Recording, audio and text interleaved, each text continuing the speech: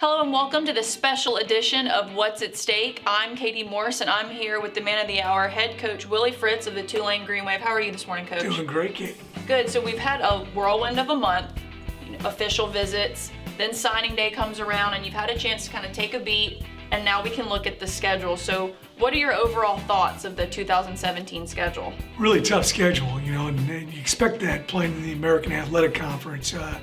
Not only is our in-conference schedule a very difficult and challenging one, but also the teams that we're playing from outside the conference. And there seems to be a theme of newness that's coming out of this conference. You play 4 teams this year that you've never played in football. So does that present a sort of challenge to your preparation? Well, we're fortunate nowadays. You get an opportunity to watch all these guys on tape over the summer. There's really no secrets. I always get a kick out of it. People telling me, "Hey, Coach, we've got to, wanted to know what you're doing here because we've been watching your tape all year long." Everybody has easy access to getting other people's tape, and yeah, that's something we're gonna have to work on this summer. There's 3 teams: East Carolina, Cincinnati, and USF that we have not played before within conference. So we're gonna need to put some extra preparation in for them this summer. So first game of the year, opening night, Grambling State's coming here. Now, Tulane has an undefeated record against the SWAC members, but Grambling State's nothing to sneeze at. How do you prepare for them strong coming out of the gate? I know they've only had one loss. Their one loss was at Arizona, I think, by 10 points. So they really gave them a run for their money. So, yes, a very, very good 1AA team. I was in 1AA for 4 years, and we always got up for those teams that we played from the Division I level. So that's going to be a very, very tough contest to open up the season with. Several weeks after that, the game everybody's excited to talk about, going to Oklahoma. And it's the first time you're going to play another Oklahoma school besides Tulsa. How do you get your players prepared to play on a big stage like that? I think our guys will be very excited to play against a team that will probably be ranked in the top 3 or 4 in the country when we play them. So, they've had a great history there. Got a lot of respect for Coach Stoops and what he's done there at Oklahoma over the test of time. Yeah, it'll be neat to go up there and play in that venue. You got an early bye week this year, and we discussed it a little bit. Last year there seemed to have been a month where we seemed like we were on the road 4 weekends straight. But now the home and away schedule is a little bit more evenly matched. Is that going to help a little bit?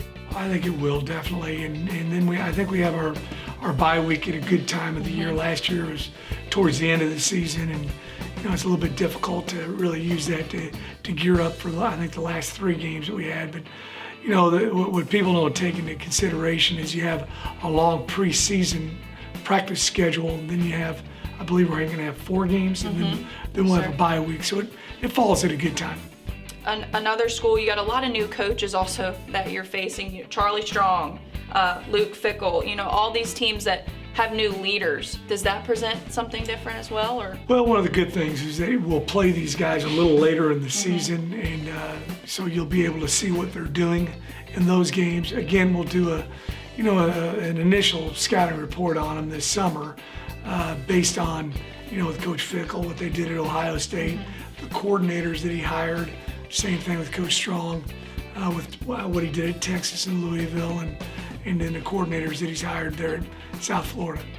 So we have a homecoming game against Cincinnati, and homecoming's always an exciting time at any school, but here at Tulane it's really special because you get a lot of those out-of-state former players and fans that come here. What's homecoming really like now that you've had one under your belt? Well, I thought it was really neat. We had a great crowd, and unfortunately we didn't quite get it done against SMU this last season, but as a head football coach and a football team, that's a game you certainly mark on your calendar. I tell the guys all the time, homecoming is a fun time for everybody, but our job is to win the football game. So, it'll be a great game with Cincinnati, and it'll be fun to experience my second homecoming here at Tulane.